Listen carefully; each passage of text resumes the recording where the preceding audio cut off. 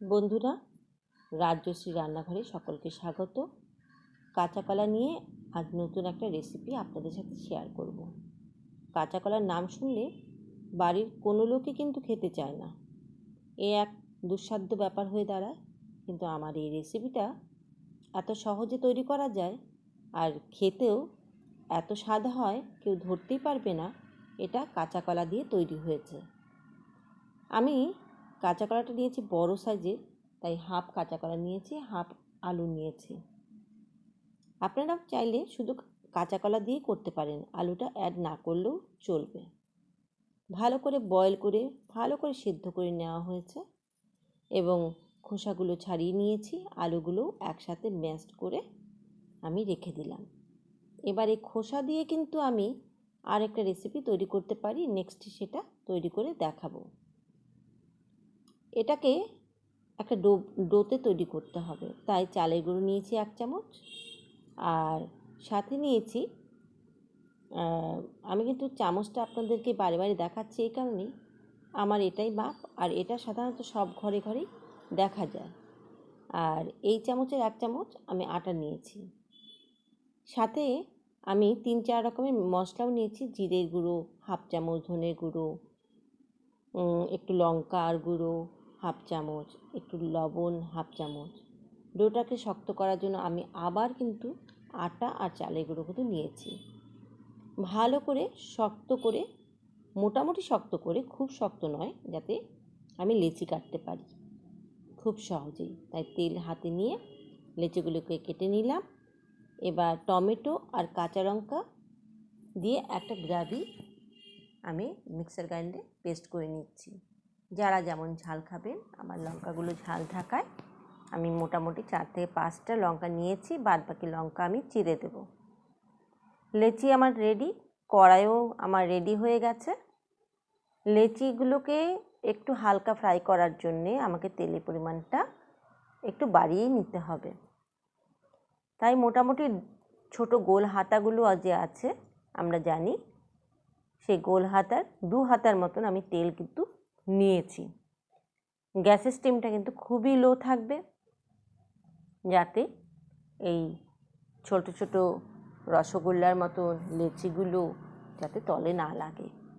তাই খুব হালকা হাতে আমি লেচিগুলোকে কিন্তু একটু এপিট ওপিট করে ভেজে নেব। আপনারা রান্না করতে গেলেই এবং আমার এই কিচেনের এই রান্নাটা যখন শেয়ার করবেন, অবশ্যই কমেন্ট করে জানাবেন কেমন লেগেছে আপনাদের। আপনাদের শেয়ারিংয়ের মাধ্যমে কিন্তু আমার এই ইন্টারেস্টটা আরও বেড়ে যাবে। নতুন নতুন রেসিপি কিন্তু আপনাদের সাথে আমি শেয়ার করতে পারবো।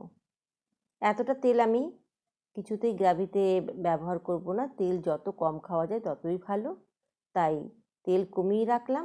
আমার ডোগুলো কিন্তু ভাজা হয়ে গেল, আমার মোটামুটি পেস্টগুলো রেডি আছে।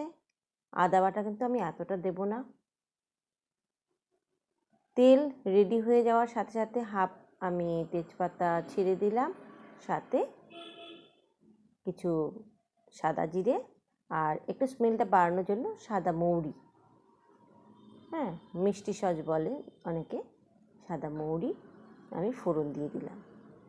ফোড়নই কিন্তু একটা রেসিপির নতুন মাত্রা এনে দেয়। এরপর আমি সাথে ওই গ্রেভিগুলো দিয়ে দিলাম, টমেটো, লঙ্কা, একটু আদা বাটা, 1 চামচের মতো আদা বাটা দিয়েছি। গ্রেভিটা দেওয়ার সাথে সাথে আমি জিরের গুঁড়ো 1 চামচ আর হাফ চামচ ধনের গুঁড়ো আর একটু লঙ্কার গুঁড়ো, কাশ্মীরি লঙ্কা কিন্তু আমি ব্যবহার করি না। এবার হলুদ কিন্তু আমি ব্যবহার একদমই করিনি। লবণও দিয়েছি, কারণ ডোতে আমি লবণ দিয়েছিলাম, আর সেই জন্য লবণের পরিমাণটাও আমি কমিয়ে দিলাম। সবসময় মনে রাখবেন, এই ধরনের রেসিপিতে ঝোলের পরিমাণটা কিন্তু একটু বাড়িয়ে রাখবেন, নয়তো তোমার যে বড়াগুলো আমরা তৈরি করেছি গোল গোল, সেটা কিন্তু ঝোলটা যখন ঠান্ডা হয়ে যাবে তখন কিন্তু সবটা টেনে নেবে। তাই সবসময় গ্রেভি মানে জলের পরিমাণটা একটু বাড়িয়ে দেবেন। ব্যাস, এবার গ্যাসটা খুব কমিয়ে আমি গ্রেভিটাকে খুব ভালো করে কষিয়ে দিচ্ছি। স্টিম একদম লোতেই রেখেছি। এরপর আমি গ্রেভিটা যখন কিছুটা কষে এলো, এর মধ্যে কিছুটা জল অ্যাড করে দিলাম। একটু বাড়িয়েই আমি জলটাকে অ্যাড করেছি। হালকা হাতে নেড়ে আমি কিছুক্ষণ কষানোর জন্য আমি একটু হালকা কয়েক সেকেন্ড ঢেকে দেব, তাতে ভালো করে কষে যাবে। ঝোলটা প্রায় রেডি হয়ে গেল। এবার বড়াগুলোকে আস্তে আস্তে ছেড়ে দেব। এই আমার হলো কলার কোরমা, সাথে গরম মশলা দিয়ে নামিয়ে দিলাম। কেমন লাগলো অবশ্যই জানাবেন।